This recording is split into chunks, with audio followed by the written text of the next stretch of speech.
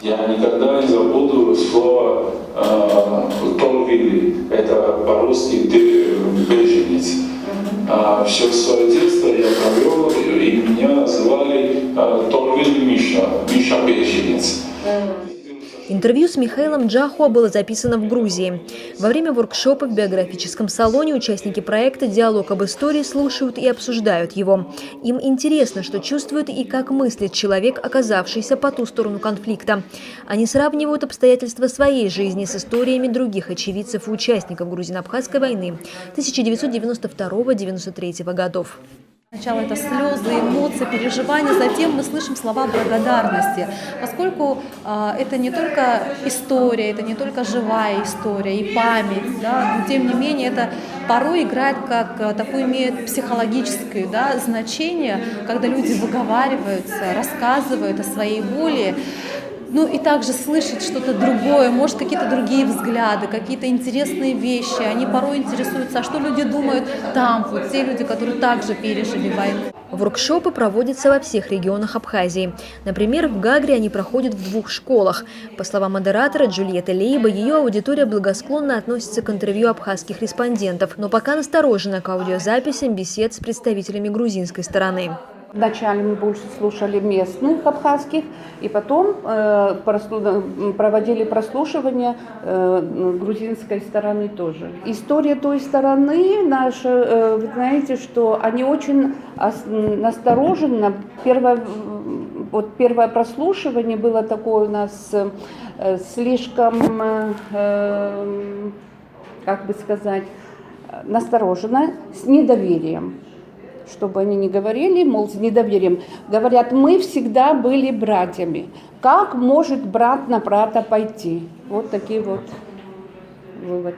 Как рассказывает кварчальский модератор воркшопов Маргарита Ажеба, зачастую мнения участников на те или иные эпизоды Грузино-Абхазской войны меняются после прослушивания интервью очевидцев и участников конфликта. Один, член группы в одном селе, когда мы проводили первую встречу, мы прослушали интервью медсестры Марины Аршма, которая была медсестрой в группе «Катран».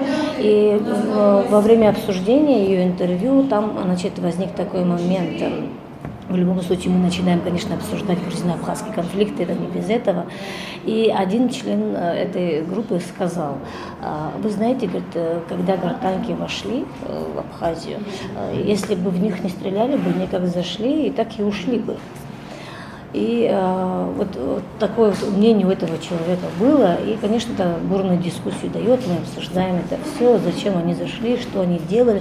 Ну, исходя из этого, мы уже начинаем обсуждать. И в конце было такое, что где-то после 3-4 воркшопов встреч этот человек уже такое мнение имел, что, конечно, эта война никому не нужна была, что это на самом деле было вторжение, это все он уже убедился, и еще, вы знаете, вот такое ощущение, вот этот человек такое ощущение у него было на последней встрече особенно, что он даже был готов за то, что извиниться за грузинский народ, за то, что они совершили такую агрессию по отношению к Абхазии. То есть и люди приходили с одним мнением, но после того, как мы с ними работали, обсуждали и так далее, после таких интересных встреч, они меняли свое мнение. И я думаю, что это шаг большой навстречу к примирению и так далее, к полному пониманию того, что на самом деле происходило здесь. Интервью, которые прослушивают и обсуждают участники проекта «Диалог об истории», были записаны сотни. Волонтеры работали под чутким руководством специалистов, а историка Андрея Земского-Цоги и политолога Оливера Волли. I'm doing training for the people who do the workshops. In the workshops where the teams and where the people are listening to the episodes from all sides. It is difficult for the people to listen to the stories of the other side. The groups are not used to it. So the moderator must be very skillful. I am a very experienced moderator and facilitator. I've been in Abkhaz-Georgian dialogue for almost 20 years. So I give this experience to our moderators. I also, we coach them, support them in their work. or we decide and discuss with them what episodes do you use for this group now and what episodes do you use later. You see, it is a learning process, and in the beginning you must learn certain things and later you are ready to learn other things. Or for instance, we are doing these interviews and I'm supporting and managing or supporting the way the interviews, the groups we are interviewing. For example, an example is we had many interviews in Georgia, of course, and of course we hear also many interviews of people who had to leave Abkhazia. And we have many episodes which contain very difficult moments or cruel moments, but also positive moments. You know, it's a very big mixture.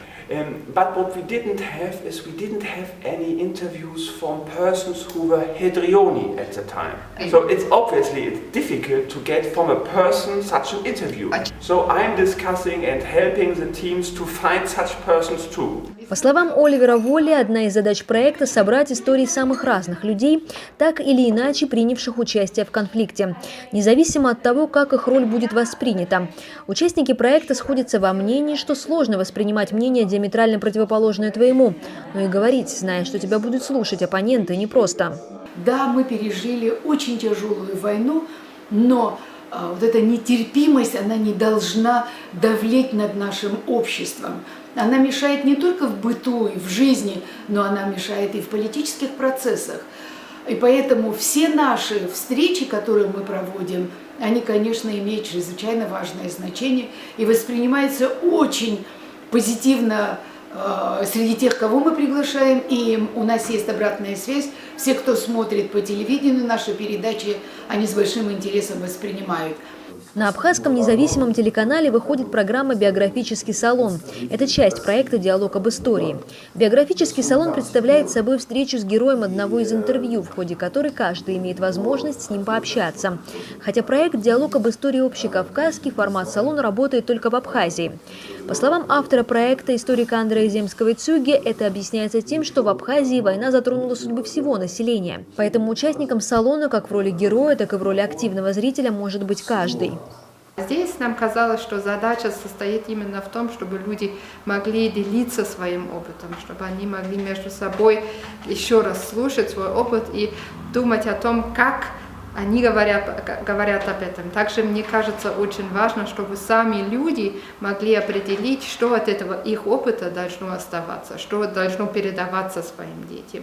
И то, что передается, мне кажется, на этих воспоминаниях, на этих рассказах строятся будущие отношения с соседскими странами и соседями. По словам Андрея, проект «Диалог об истории» расширяет документальный исторический материал, позволяет увидеть судьбу простого человека и оттого воспринять случившееся шире и глубже. Мы всегда стараемся сделать так, чтобы в салоне прозвучали разные виды, разные воспоминания, не то, что всюду и везде всегда как бы входит в этот обычный состав истории об абхазо-грузинской войне. И я увидела, что когда люди начинают рассказать то, что не совсем привычно, и другие люди вспоминают то, что не совсем привычно. И таким образом ракурс истории, он расширяется. И мне кажется, что в этом есть какой-то очень благодействующий эффект, потому что война, она для всех ужасная, но для каждого по-своему. И у людей, особенно здесь, есть большая потребность выговориться и делиться этим горем, и об этом разговаривать. И я очень надеюсь, что люди чувствуют, что у нас в салоне есть пространство для этого, и есть возможность слушать разные точки зрения и разные воспоминания. Одним из открытий для участников проекта стало, что все услышанные ими истории, записанные в разных регионах Кавказа, оказались в чем-то и в какой-то степени схожи.